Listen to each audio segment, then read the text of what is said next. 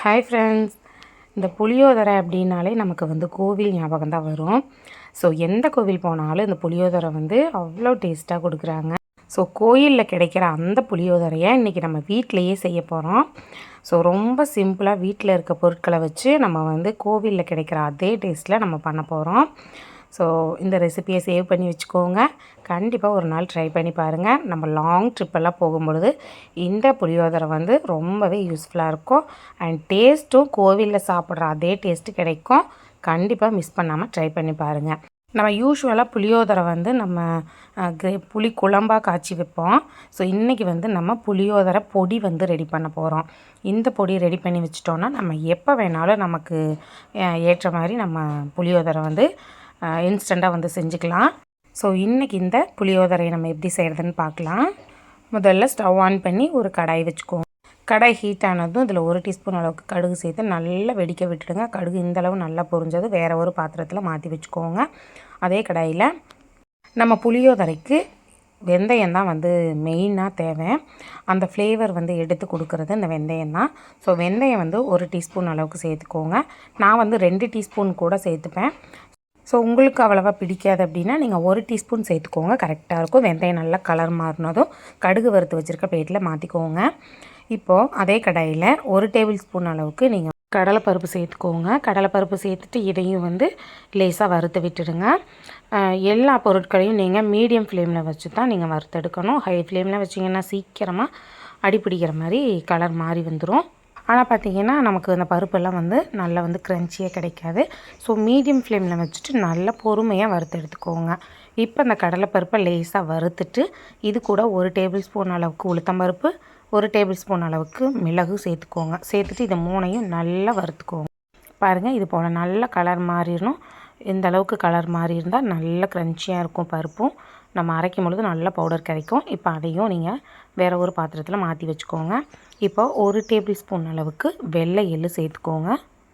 வெள்ளை எள் கூடவே 1 டீஸ்பூன் அளவுக்கு சீரகம் வந்து சேர்த்துக்கோங்க. சேர்த்துட்டு இதை ரெண்டையும் லோ ஃப்ளேமில் வச்சு நல்லா பொறுமையாக வறுத்து எடுத்துக்கோங்க. சீரகமும் எள்ளும் நல்லா வெடிக்கும். ஸோ அது வரைக்கும் பொறுமையாக வறுத்து எடுத்துக்கோங்க. இப்போ வந்து சீரகமும் எள்ளும் நல்லா வறுபட்டுடுச்சு. இதை வந்து நம்ம கடலைப்பருப்பு வறுத்து வச்சுருக்க பிளேட்டுக்கு மாற்றிக்கோங்க. இப்போது கடாயில் 2 டேபிள் ஸ்பூன் அளவுக்கு தனியா வந்து சேர்த்துக்கோங்க.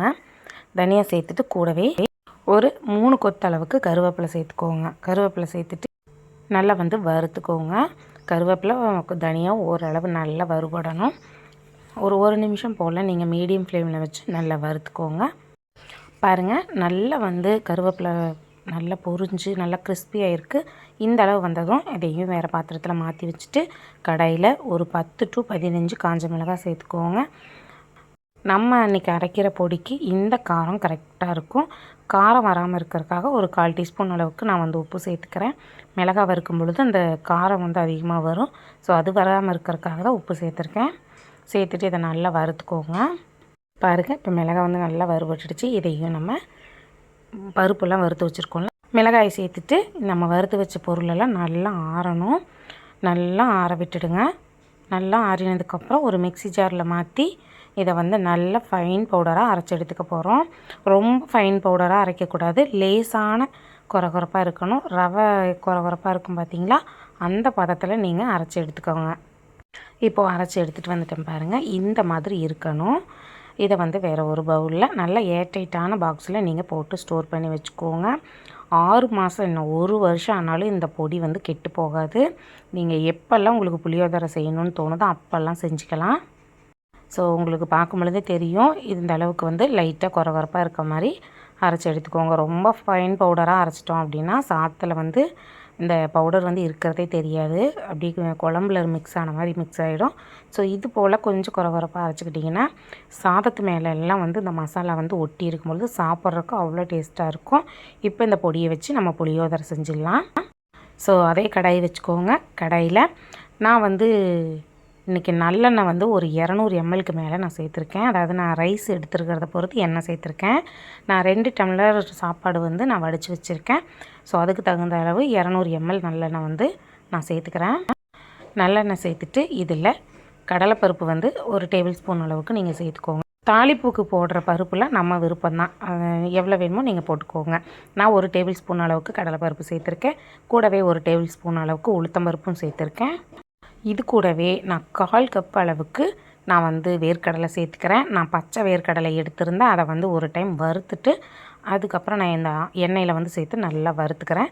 ஸோ நீங்கள் ஆல்ரெடி வறுத்த வேர்க்கடலை எடுத்திருக்கீங்க அப்படின்னா நீங்கள் வந்து அப்படியே டைரெக்டாக கூட சேர்த்துக்கலாம். அப்படி இல்லைன்னா ஒரு டைம் வறுத்துட்டு அதுக்கப்புறம் சேர்த்துக்கோங்க. நல்லா கிறிஸ்பியாக இருக்கும். சாப்பிடும் பொழுது இந்த பருப்பெல்லாம் பார்த்திங்கன்னா நல்லா மொறுமொறுன்னு இருக்கும். ஸோ அதனால தான் நான் ஒரு டைம் வறுத்துட்டு அதுக்கப்புறம் எண்ணெயில் சேர்க்குறேன்.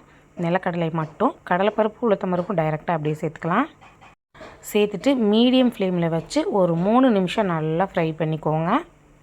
பருப்பெல்லாம் நல்லா க்ரன்ச்சியாக இருக்கும். பாருங்கள், இப்போ பருப்பெல்லாம் நல்லா வறுபட்டுடுச்சு. இதை வந்து வேறு ஒரு பாத்திரத்தில் மாற்றி வச்சுக்கோங்க. பருப்பெல்லாம் ஆயிலிருந்து வடித்து தனியாக ஒரு பவுலில் போட்டு வச்சுக்கோங்க. பருப்பெல்லாம் எடுத்துகிட்டு அதே எண்ணெயில் நம்ம தாளிக்கிறதுக்காக 1 டீஸ்பூன் அளவுக்கு நீங்கள் கடுகு உளுத்தம்பருப்பு சேர்த்துக்கோங்க. கடுகு நல்லா பொரிஞ்சதும் பாருங்கள், நல்லா கடுகு பொரிஞ்சிச்சு. இந்த ஸ்டேஜில் ஒரு 10 காஞ்ச மிளகாய் சேர்த்துக்கோங்க. நான் இன்றைக்கி குண்டு மிளகாய் தான் எடுத்திருக்கேன். இது கொஞ்சம் காரம் கம்மியாக இருக்கும். ஸோ தாளிப்புக்கு நீங்கள் குண்டு மிளகாய் சேர்த்துக்கோங்க. குண்டு மிளகாய் இல்லாதவங்க இந்த காஞ்ச மிளகாயும் நீளமாக இருக்குது பார்த்திங்களா, அதை வந்து 2ஆக கிள்ளிட்டு சேர்த்துக்கோங்க. சேர்த்து நல்லா பொரிய விட்டுடுங்க. கூடவே 1 டீஸ்பூன் அளவுக்கு பெருங்காயத்தூள் சேர்த்துக்கோங்க. சேர்த்து இதை நல்லா வறுத்துக்கோங்க. லோ ஃப்ளேமில் வச்சுடுங்க. ஹை ஃப்ளேமில் வச்சு தாளிப்பு சேர்க்காதீங்க, சீக்கிரம் கரிஞ்சிடும். ஸோ மிளகாய் சேர்த்து நல்லா வறுபட்டதும் ஒரு 200 கிராம் அளவுக்கு பூண்டு வந்து நான் தோல் நீக்கிட்டு இதில் சேர்த்துக்கிறேன்.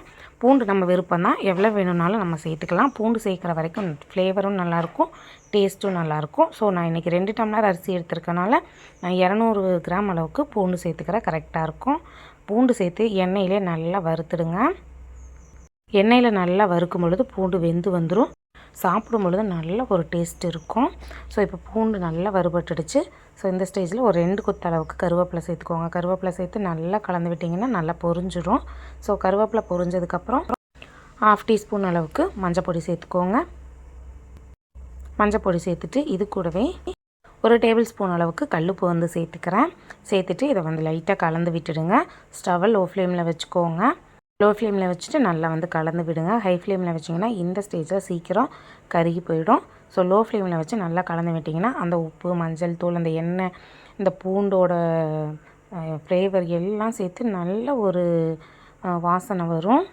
பாருங்கள், இப்போ பூண்டு நல்லா வெந்து வந்துடுச்சு இல்லையா. நம்ம இப்போது இந்த ஸ்டேஜில் நம்ம அரைச்சி வச்சுருக்க புளியோதரை பொடியை ஒரு 3 டீஸ்பூன் அளவுக்கு நான் சேர்த்துக்கிறேன். நான் வந்து 2 டம்ளர் அரிசி எடுத்துருக்கனால 3 டீஸ்பூன் பொடி வந்து கரெக்டாக இருக்கும்.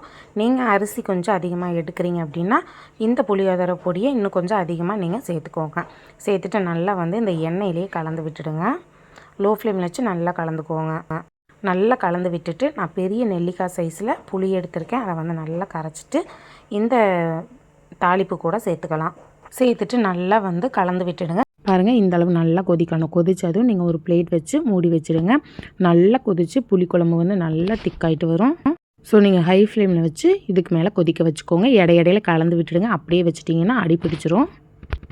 கலந்து விட்டு மூடி போட்டு வச்சுடுங்க. நல்லா கொதித்து திக்காயிட்டு எண்ணெய் பிரிஞ்சு வரும். ஸோ அது வரைக்கும் நல்லா கொதிக்கட்டும். பாருங்கள், இப்போ நல்லா கொதித்து எண்ணெய் பிரிஞ்சு வந்திருக்கு. ஸோ இப்போ இந்த புளிக்குழம்பு வந்து கொஞ்சம் அதிகமாக இருக்குது. நம்ம வந்து இதை ஒரு பாத்திரத்தில் கொஞ்சமாக மாற்றி வச்சுக்கலாம். பாருங்கள், இப்போ மாற்றி வச்சாச்சு. இப்போ தேவையான அளவு புளி வந்து நான் எடுத்திருக்கேன். ஸோ இப்போ இதில் நம்ம வடித்து வச்சுருக்க சாதத்தை போட்டு நம்ம கிளறிக்கலாம். நல்லா வந்து மிக்ஸ் பண்ணிக்கோங்க. நல்லா மிக்ஸ் பண்ணிவிட்டு நம்ம வறுத்து வச்சுருக்க இந்த பருப்பெல்லாம் வந்து இந்த சாதத்தோடு இந்த ஸ்டேஜில் சேர்த்து கலந்து விட்டுக்கோங்க. பருப்புலாம் சேர்த்து நல்லா கலந்து விட்டுட்டு இந்த ஸ்டேஜில் நம்ம அரைச்சி வச்சுருக்க புளியோதரை பொடி வந்து ஒரு 2 டீஸ்பூன் அளவுக்கு நீங்கள் சேர்த்துக்கோங்க.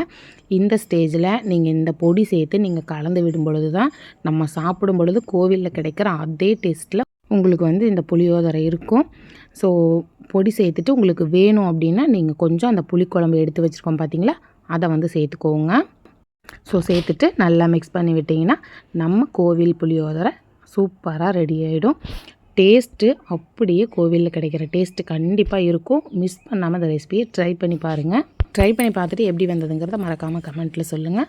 அவ்வளோதான். இந்த வீடியோ உங்களுக்கு பிடிச்சிருக்குன்னு நினைக்கிறேன். வீடியோ பிடிச்சிருந்தா லைக் பண்ணி ஷேர் பண்ணி கமெண்ட் பண்ணுங்கள். அண்ட் மறக்காமல் நம்ம சேனலை சப்ஸ்கிரைப் பண்ணி பக்கத்தில் இருக்க பெல் ஐக்கானை கிளிக் பண்ணி வச்சுக்கோங்க. அப்போ தான் நான் அடுத்தடுத்து போடுற வீடியோ உங்களுக்கு நோட்டிஃபை ஆகும். இதே போல் நிறைய வீடியோ நம்ம சேனலில் அப்லோட் பண்ணியிருக்கோம். செக் பண்ணி பாருங்கள். உங்களுக்கு யூஸ்ஃபுல்லாக இருக்கும். உங்களுக்கு யூஸ்ஃபுல்லாக இருந்தால் உங்கள் ஃப்ரெண்ட்ஸ் அண்ட் ஃபேமிலிக்கும் ஷேர் பண்ணுங்கள். அவங்களுக்கு யூஸ்ஃபுல்லாக இருக்கும். அடுத்த ஒரு வீடியோவில் பார்க்கலாம்.